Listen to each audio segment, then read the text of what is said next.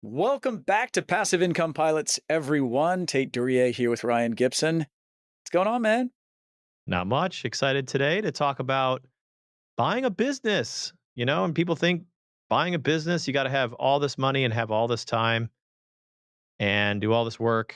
And yeah, you probably are right. You probably need that. But you know what? There's some things that you don't need. You might get seller financing. You might buy a business that doesn't require you to be there day to day.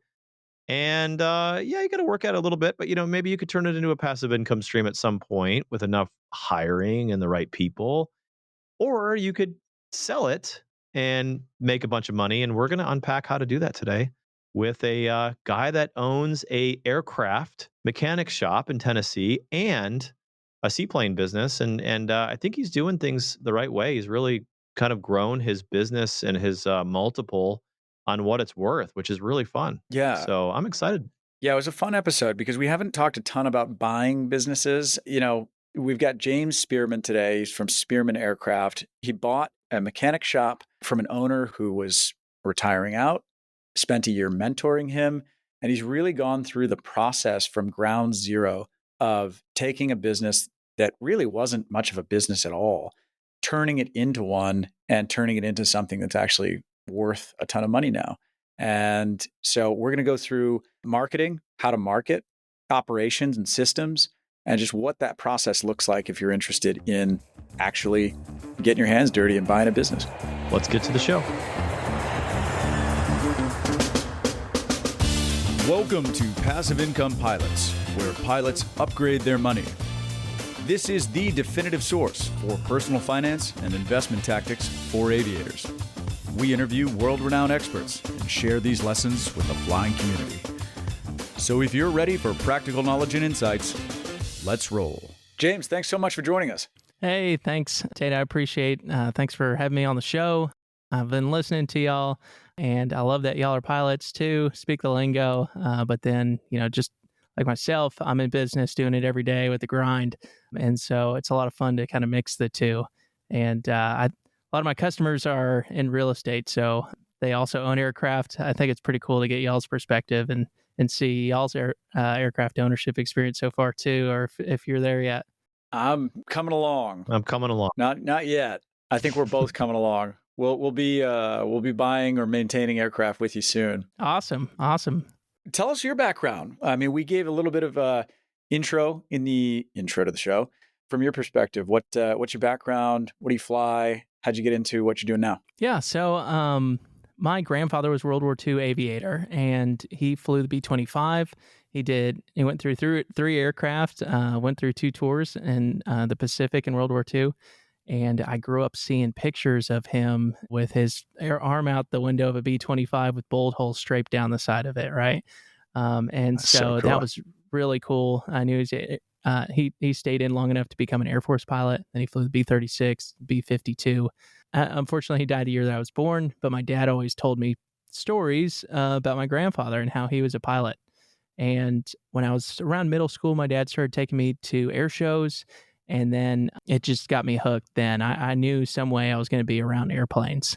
So I joined the military straight out of high school, and I was enlisted first, and then with the Air Force National Guard, and I was getting my degree. And the same time, I was deployed a couple times as a mechanic. And meanwhile, I was going to Middle Tennessee State University. And actually, my dad was he always worked for himself. He was an artist. At one point, he had an artist character business at Disney. And he had, I think all of the character artists in the resorts were his business when I was really young. He made some poor decisions and kind of lost it as I was growing up, but I never saw him work for anyone. And so I had a little bit of an entrepreneurial bug left in me from that as well. And so I would always kind of like fix something up and sell it on the side of the road. When I was in college, still serving in the Air Force National Guard, I started getting around realtors. And one guy was like, "Hey, man, you ever heard of bird dogging?" And then I figured out, I was like, man, I think I can put a sign out, and I don't even need the money to buy it. I can get the house under contract and then just sell What is bird dogging? Well, just going out and finding opportunities for realtors, Wholesaling. right? So yeah, wholesaling. And so I'd get a house under contract and then just hand it off to a realtor, and they would, he'd pay me like, I don't know, $500 or $1,000. And that was, to me, the most money ever. But yeah, I kept growing, and then I got my mechanics license. And then eventually the Air Force picked me up and sent me to Air Force pilot training, which was kind of a boot camp for me to start really be my own business owner later on in life, because at Air Force pilot training, your dream is on the line every single day. People are going home around you, and it's because they're not good enough, right? Like, just straight up. And so you got to have that like will to keep going and not give up and climb over obstacles. And so did that, went through Air Force pilot training and came back. I still had kind of the security of the Air Force National Guard. And so I purchased my first business. The previous years, I did use a little bit of my experience in real estate to get in this one. I had him owner finance the deposit and got into it zero down and kept going. And so his best 5 years prior was 125,000, and we've taken it to 1.2 with 5 employees. Ooh. Well, and if you hear that in the background, that's an air compressor. It's pretty cool. If you got to go on YouTube.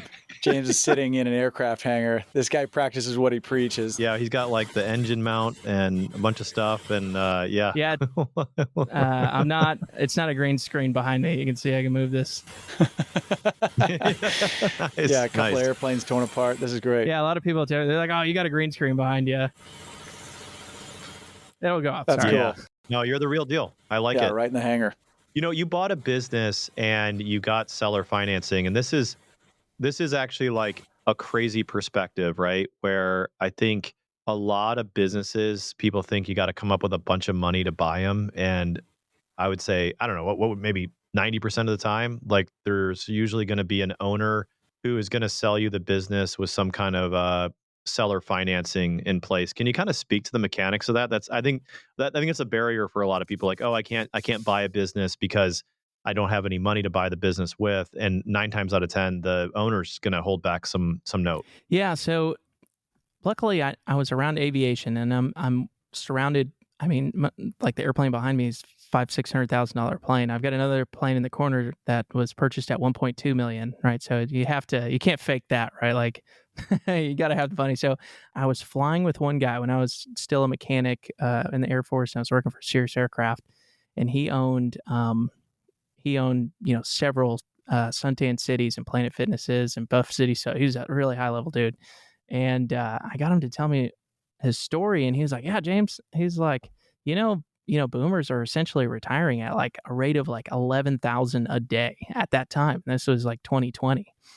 And right, most of them don't have really, I mean, the guy that I was talking about, he's got an amazing exit strategy, but most of them, they've been working for 20, 30 years, and they have, they built something that's probably $1 to $5 million in revenue, and they don't really have a great exit strategy.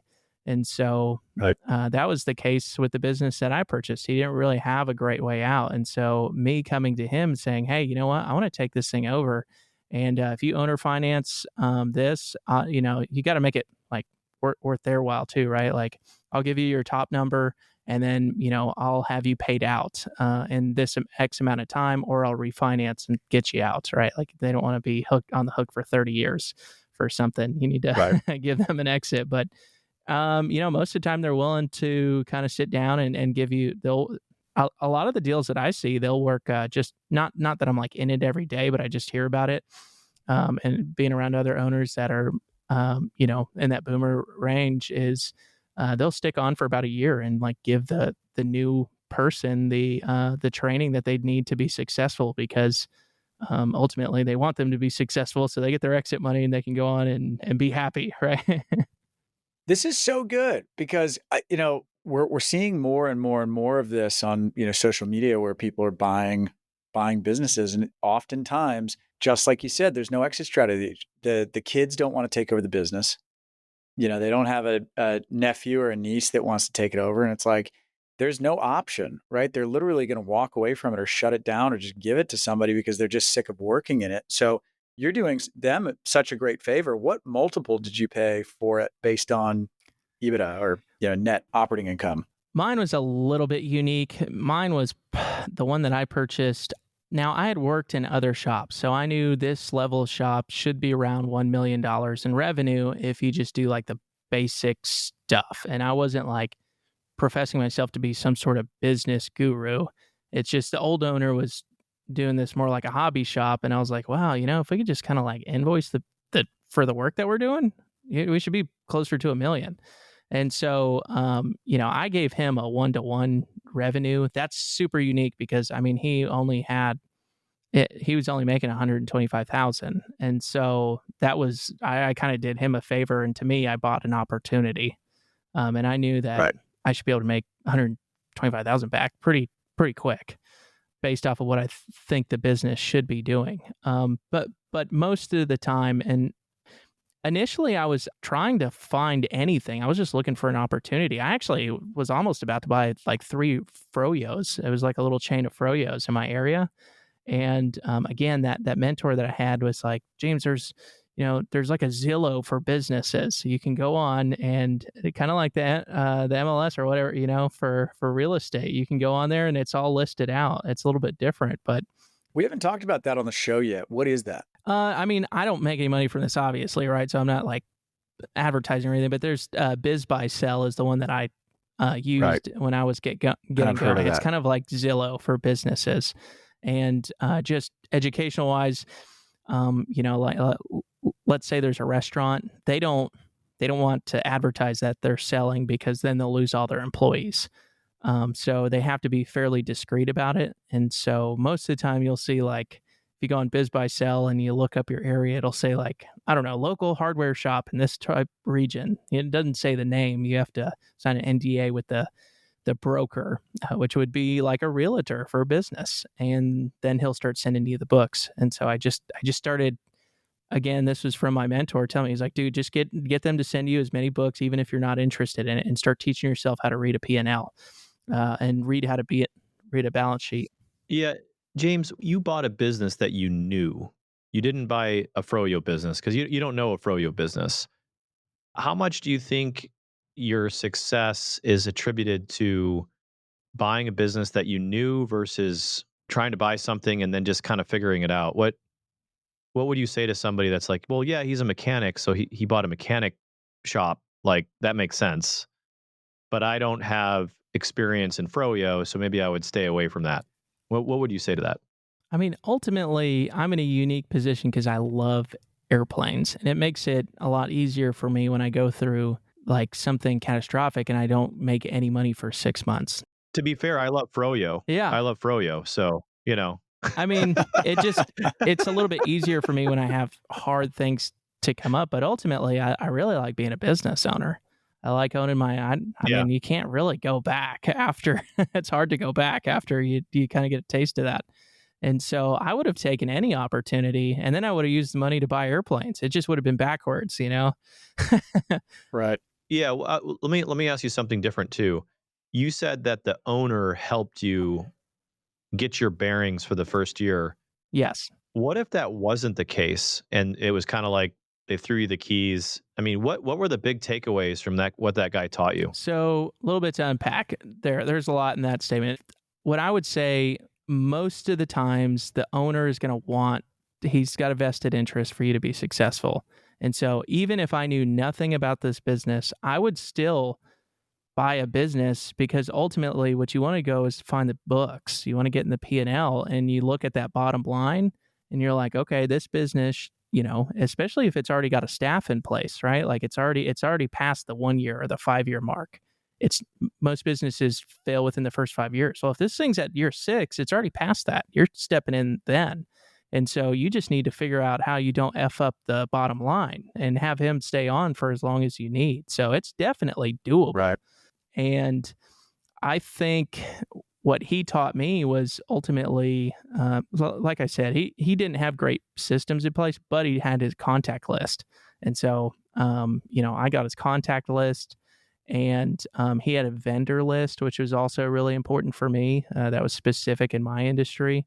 The rest of it, I didn't really, I kind of implemented my own systems. Like, okay, we're going to actually bill somebody for an oil change when they come in for an oil change.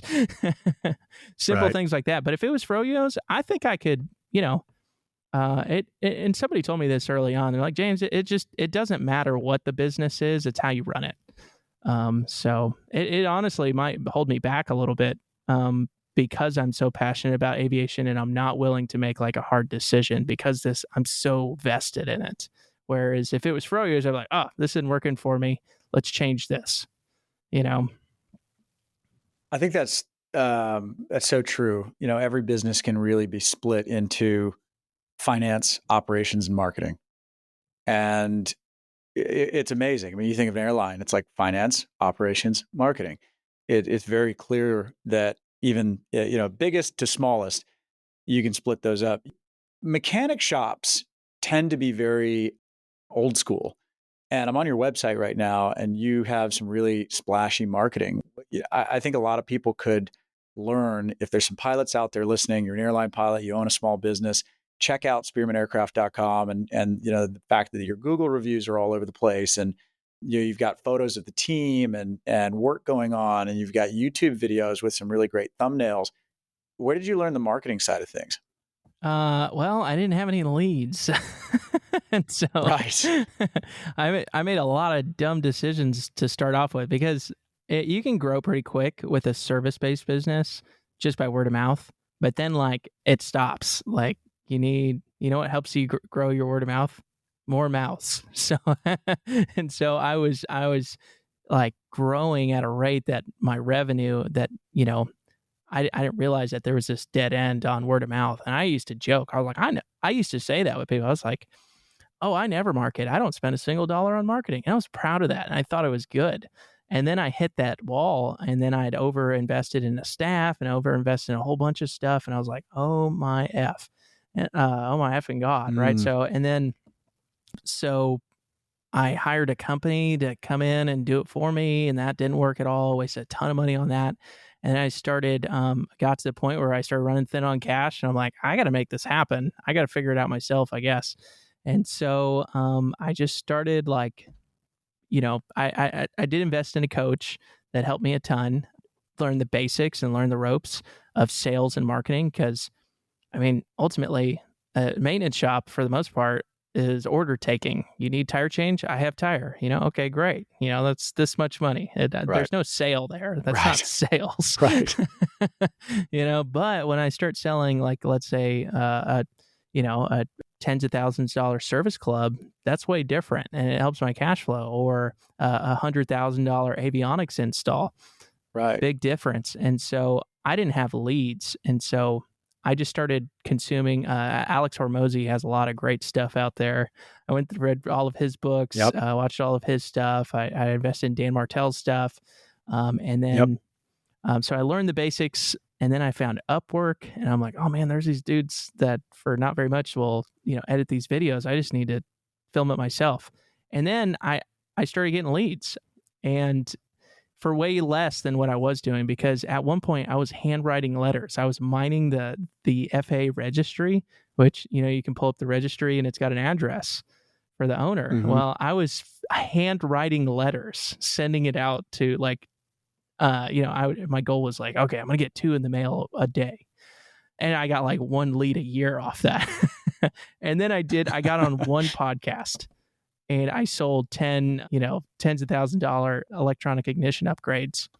And that was free. That's fantastic. It was just my time. I was like, James, you effing idiot. Like, you've been doing this, you've been working so much harder. So I started there, and then over time, you just start getting a little bit better at it. You find like, okay, instead of, we can do a little bit of this in-house. And then now I started working with a professional photographer who we will film for, Monday and Tuesday from 4 to 8 p.m. every single week to create the content that we need. And then he edits it. And then eventually I found somebody that knew what they were doing with Google Ads, because you can waste a metric ton of money on Google and Facebook ads if you don't know what you're doing. I found somebody that was really good. And then just started piecing it together, and it just gets a little bit better, by adjusting. So I think what you're sharing is so valuable. And if you're listening to this, I know that we have a lot of listeners that have consumed content on episodes where we talk about maybe buying your own self-storage facility, or buying vending machines, or and maybe these things are a little bit less passive, but we talk a lot about the potential of running your own physical real estate, buying short-term rentals. All of this feeds into finance operations marketing. And if you don't have this marketing piece down, it can be very difficult to get ahead. I think that, you really nailed it with the education thing. You said you started reading Dan Martell's and Alex Hormozy's books. You notice Ryan and I always tell the listeners, what should you do first? It's like, go get educated. You want to go buy that storage facility? Go join the Self-Storage Association for your estate. You want to go do, buy a business? Maybe go take some courses on all this stuff. So this is fantastic. Success leaves clues, right? Yeah. Somebody told me, because like I said, at some point I started to get thin on cash. And I was so upset about it. And I was like, what am I doing wrong? And one guy was like, you need to go invest in yourself. And I was like, well, how the F is that going to help me with payroll? But he was actually dead right. I made so much progress when I started investing in coaches, and ultimately that's investing in yourself. So you're exactly right. Right. Yeah. The biggest gains I've made personally have been investing in myself and joining groups of business owners and networking with people who have done it. Those gains can't be made in college or with an education even. I mean, those gains are hearing from real people that are doing real things. I haven't done a lot of the coaching, but I know that being with a coach who's seasoned enough and can give you enough perspective and really understand where you're coming from is a big deal in helping your progression and checking in. Definitely. Yeah, I've been very fortunate to be around very successful people, and that wears off on you. I mean, you're the average of the 5 people you spend the most time with. Right. And so you got to get into a room with people that are where you want to go or where you want to be. And so if you think about the 5 people you're spending the most time with and they're not going places, maybe it's time to upgrade the people you're spending the most time with. And they're going to wear off on you. They're going to up your game. They're going to really push your limits. And that's why I love flying, but I also love being in an environment where I can really grow through education and be around people that are pushing and striving to be, something more than, just kind of an average day-to-day deal. So, yeah. And I don't know if I've shared this publicly on the show before, but I've spent well over $100,000 in the last 5 years on coaches, masterminds, and mentorships. So, I mean, I bust out my wallet when there's an opportunity to coach with someone, and you need help going from A to B. It's worth it to shortcut that learning cycle. Yeah, it's money well spent. If things are, and honestly, you don't start doing that until things get tough. Most of the time, like if things are easy, like you're not inclined to invest in yourself and get better. It actually takes the hard times, but the hard times are the ones where you think like, oh, I should put this elsewhere. But yeah. right. Yeah. And being vulnerable about it is critical. I think people like to come off like I'm successful, nothing's wrong with me. And I think if you can, be vulnerable with your coach or be, with the right people appropriately, of course, but, let them know what you're struggling with. It's amazing what comes out of sharing what your challenges are with the right people, right? Like, don't give your sob story to somebody who, isn't a business owner and never will be. To your new hire FO, because he's the only person that'll listen. Yeah. You don't need to be vulnerable with that person. Please don't do that. It's not fun within 5 minutes of getting airborne, hearing about all your problems. But, oh yeah, you're talking about in the cockpit. Yeah, the airlines. Yeah. So with the guard, most of my peers are flying for Delta and American right now. I'm the odd one out that decided to do a business.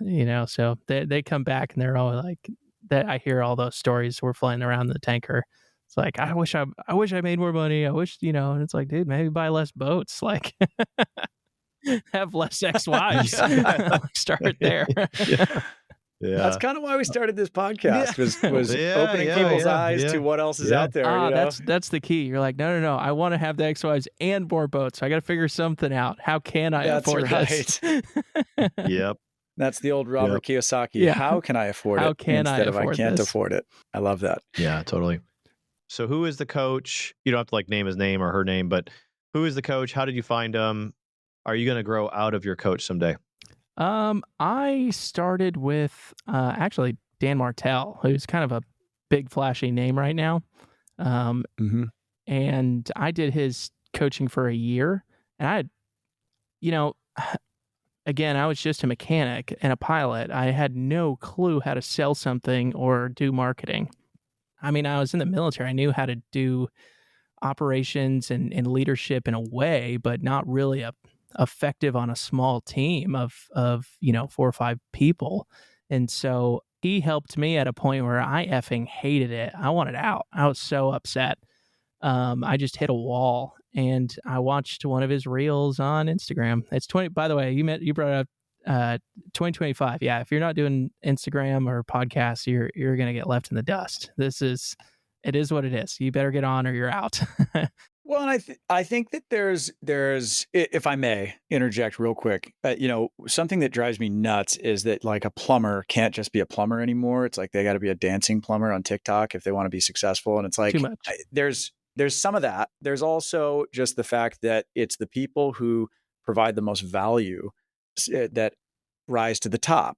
And when I look at the YouTube videos that you're producing, it says interested in electronic ignition, and that speaks to someone who is struggling with the decision: do I need this? Do I not? I don't understand it. And if you're able to educate them and provide value, then they want to do business with you. So I think leading with value, and whether you own a laundromat or a self-storage facility or a private equity firm or a mechanic shop, it all comes down on the marketing side to how can you deliver the most valuable to your customers. And in a lot of ways, it's about delivering education. I think that, sometimes it gets mixed up because you see people, a realtor dancing on social media, and it's like, okay, they're missing the point. The point is to provide value. And Exactly. if you can educate and connect on the educational aspect, you're going to build trust and credibility with your clients. And to Ryan's point, he was asking me about the coach. I mean, these are things that Dan taught initially. Yeah, you're putting out his saying is like give. You're giving, you're adding value, and then ask, right? So then then you put that value out. So yeah, you're exactly right. But I used Dan for a minute, for a year, and I grew a ton. And then I was kind of like, well, I'll see what else is out there. Sometimes with the coaches, what I've noticed is kind of like it's coaches coaching other coaches to be coaches. And I looked around the room, and I'm I'm the only one with like a brick and mortar. You said it. Right. You said it, and not me. I hate having an episode where we're like, you should get a coach, and then like somebody starts like Googling coaches, and they get the coach that's being coached by the coach to coach the coach to make a business coaching, and the guy's never done anything. Now, and you're like, yeah, I did gain a lot. I did. Except make Instagram reels. But from there, I kind of moved on. I think you should kind of go through phases. My next one, one that I'd like to. Oh, I did Ryan Serhant, which is kind of more in y'all's space. The real estate guy. Y'all familiar with him? Mm-hmm. Yeah. Ryan Serhant, but he focuses more with realtors. But I used whatever his marketing processes were to kind of build a brand. I built a lot of my brand off of his teachings, and then I think Ed Mila is kind of the next one that I'd like to work with some, and most of it's all like group, right? Like I'm not hiring the dude one-on-one, but that would be good. I think at some point finding someone that's a little bit more like, hey, can I sit down with you one-on-one? And they don't have this big like conglomerate like of coaches, right? Or massive chat room with people in it. Good stuff. Invest in yourself. How much does that cost, and how often do you meet with your coach? I think, I don't know if he's going to come after me or whatever, but I mean, I don't care to say what I paid for Dan Martell. I mean, I think it was only $1,000 a month at the time, and they met once a week. Oh, not bad. Really not that bad. Okay, that's cheap. He taught me how to set up immediately. Going through his processes, he taught me how to do an emailer, which I started being able to immediately get returns from emailing people, right? Like have a list that you can email to get work. Hey, I have this thing. That's great. This is great. Sounds like it's worth its weight in gold. I mean, a deal at twice the price. Yep. Yeah. And then I think Ryan's thing is around $1,000 too a month. I don't do Dan's anymore. And then I think if you work with a consultant one-on-one, which I do some of that, honestly, David McClaskey in East Tennessee is a great consultant. He kind of developed the systems around Pals, which is kind of a local burger chain, but they're based on excellence. And this burger chain has like one defect, like it's a fast food restaurant. It has one defect in the bag. So to put it in perspective, you go through, get your order from McDonald's, you're going to look in the bag before you drive away, right? Like that's just trained in you to look in the bag, make sure your stuff's in there. Pal's success rate is like one error for like 3,600 orders or something. It's Wow. crazy. And he's helped these businesses win the Malcolm Baldrige Awards, which is the award for the highest quality in the United States, which among like Ritz-Carlton and stuff like that. It was really cool. And he charged, most of them will charge, I don't know, $300-$400 an hour. You could just be like on the spot, hey, teach me this. So it's really not breaking the bank. What you just brought up is operations. So we've talked about marketing. Let's talk about operations. You buy yourself a business, and what are the systems and processes that you had to bring in and put in place in order to make the business run efficiently? Well, it depends on where you're coming in. Where I came in was I didn't really need to retain anyone from his staff. It was just a hobby shop, and he had friends helping him. So they all just kind of went their own way. So initially it was just me on the shop floor with my toolbox and a desk and a list. And I just started calling people and asking them if they wanted an oil change. From there, it didn't take long to where I needed help. And when it's only the owner and like, let's say 1 or 2 people working alongside of each other, it's not easy, but it's not like people are going to be, when you're working alongside your boss, like side by side, it's a lot harder to, be on your phone and just check out, right? Like it's so much more obvious. So that was kind of easy. Right. Where it started to become difficult is when we got up to like 5 and 6 and then 10. And I didn't have any management systems in place. And then I hired a director of maintenance to help me manage the operation. He manages the planes. I get the planes through the door. And he's the best mechanic I've ever met in my life. And neither of us really had any great systems other than we were shooting from the hip. And we just accepted poor performance, not poor quality, but poor performance forever. And it's not been until like this past year where I've really started like, this isn't working for me. Like, we need consistent performance out of our guys. And what gets that? Conversations, crucial conversations and standards. Standards, yeah. Yeah, being able to say, hey, and for example, my line of work, if a tire change can be done in an hour and a half and it takes 3 hours to do it, I mean, it's not like I can just build a customer double. So right. That's out of James's pocket. And then it happens over and over and over again. And then you just kind of let it go. And you're like, well, as long as we're making a certain amount, it's fine, but it's not fine until all of a sudden it starts to boil over. And now it's a big problem. And so. And what's a tire change supposed to take? How long? Hour and a half to take it. Sorry. And so, if you're a business owner, how do you know that? How do you even set that standard where it takes an hour? You have to know because you do it yourself, right? Well, I know, yeah, because I was doing the thing with them alongside of them. And honestly, if you had a barbecue shop or like a cookie or a candy factory or anything like that, I mean, for the most part, until you hit 1 million, the owner's going to be out there doing the thing too, even if you never did candy before or something, But if I was going into a business that did 20 million or 5 or 10 million, where the owner is essentially sales and marketing only and operations, I would ask the owner, how long should this take? And the previous owner should be able to get to that level. They need to have systems. So like now I've got a sheet that's like, okay, we'll change this blah, blah, yada, yada, yada, where I could give that to somebody. I could give that to y'all and you'd be like, oh, okay. I now I have a standard to hold the guys to. And ultimately it wasn't that my guys were trying to steal from me or being malicious. I just didn't have any standard and except for what was in my head. I was like, this should take an hour and a half. And they're like, well, where does it say that? That's a great point. And it's so important in business. I mean, it's just like, think about your airline that you fly for. When you go to the simulator, you crack open your FCOM and you've got SOPs and you go through this flow and the standard is within, left to right 5 degrees. I mean, it's all laid out in print, right? So apply, if you're going to go into something like this, take your military or your airline background and just apply it. And I would ask you, what happens to you at the sim when you don't meet standard? Yeah. right? Like something happens, right? They don't just like let you walk out. And they're like, oh, Right. they're like, no, you get a conversation. Hey, you get an might get unsat. another ride. Yeah, an unsat. And then you're going to come back and do it again and hold you to the, Precisely. they're like, oh, he just had a bad day today. He'll be fine next time.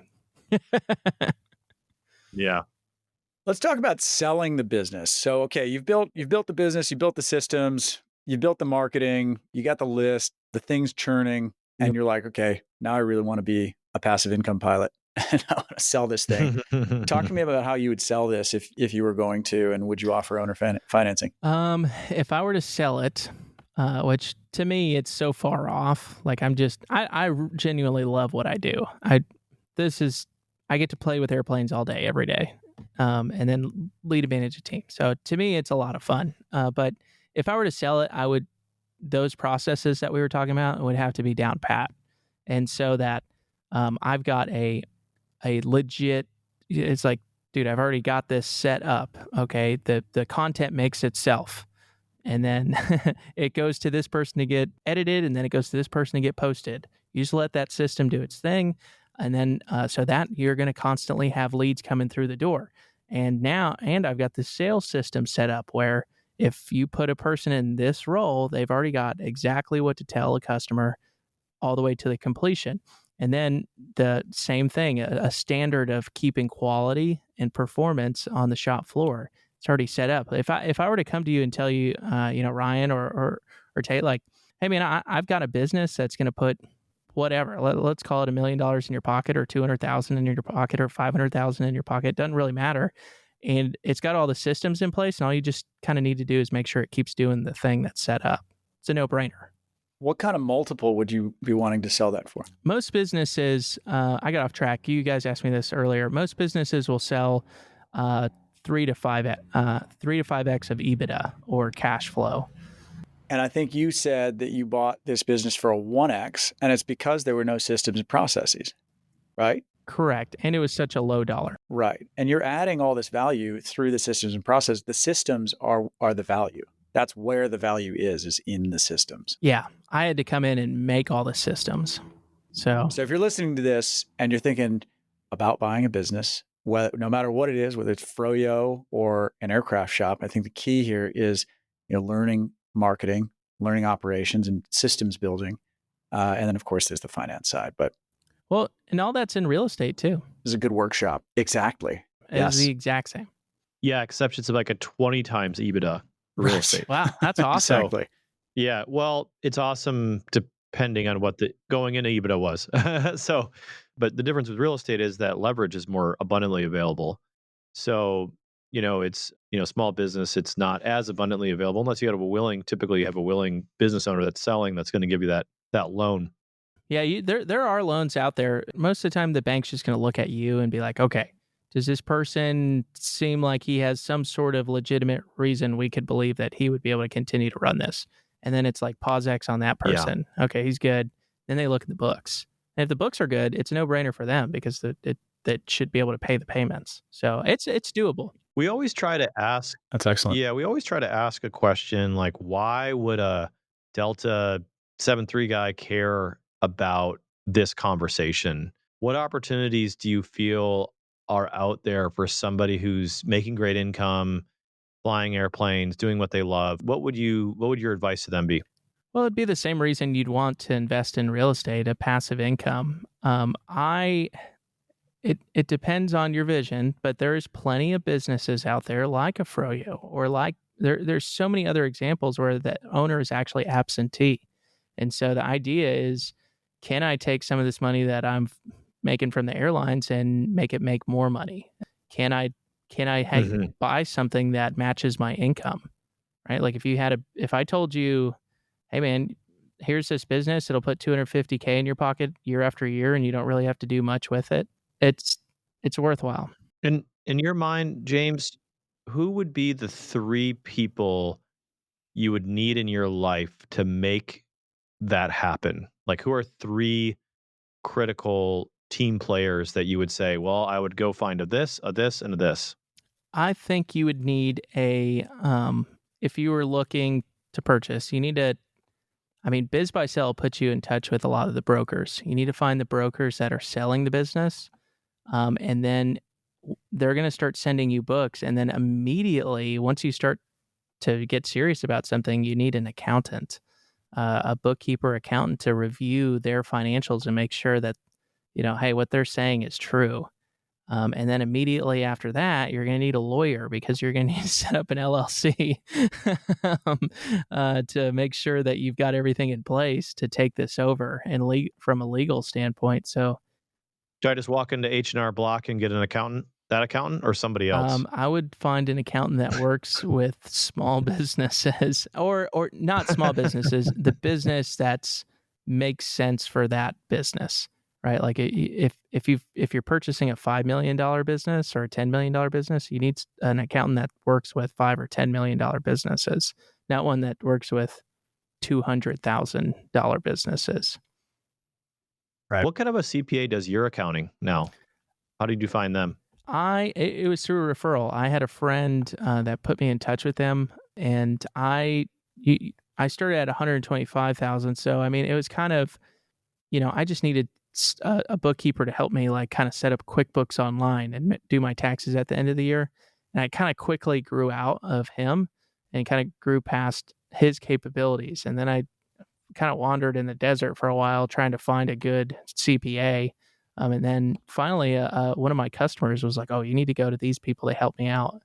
And now, I mean, they are awesome because ultimately you need to have your books in place. A lot of people up until $1 million, not like you're doing anything shady, but like they're just kind of a mess. Like things aren't coded right. They're not the way they should be. And so you can do that up until $1 million. But once you start making like $3 million, $5 million, that shit needs to be like on point. It needs to be spotless. Right.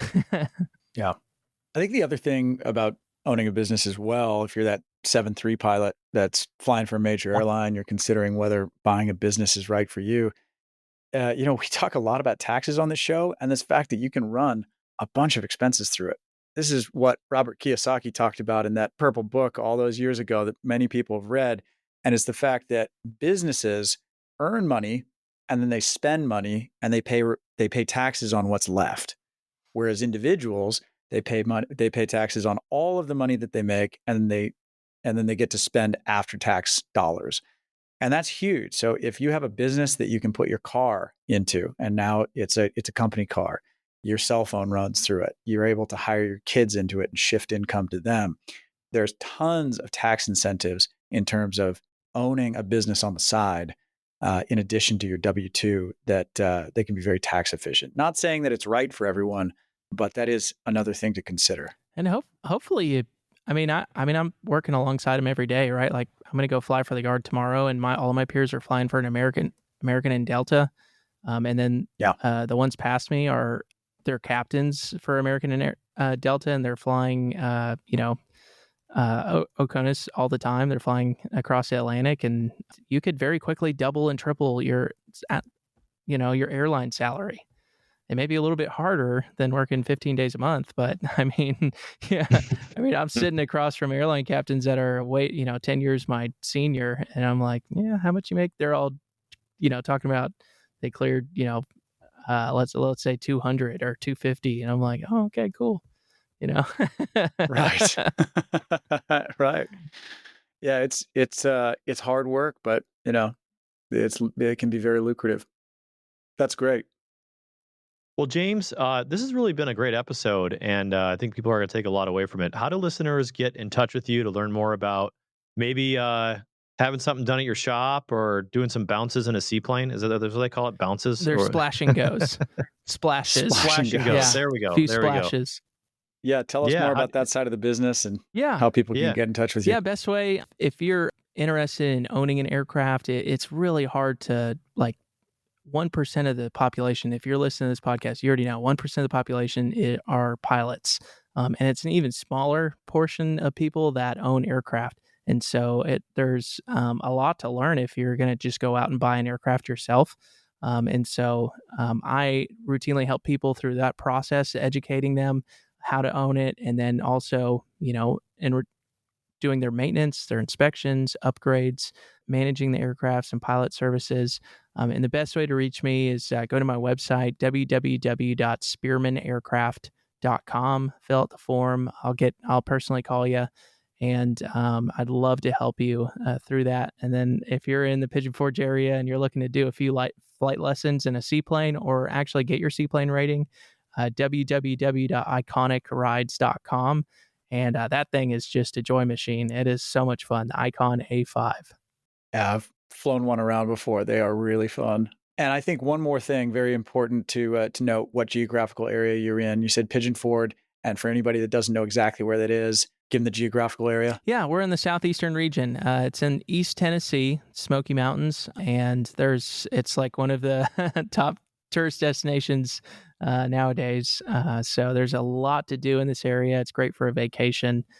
A great area to spend some time. I think I've seen some cool Airbnb fly-ins in the Smoky Mountains. So we'll be in touch on trying to come out there and fly on some grass strips. Yeah, come out and reach out, and happy to take you up in the seaplane or show you around town. And I appreciate the time. Thank you. Thanks, James. We appreciate your insights.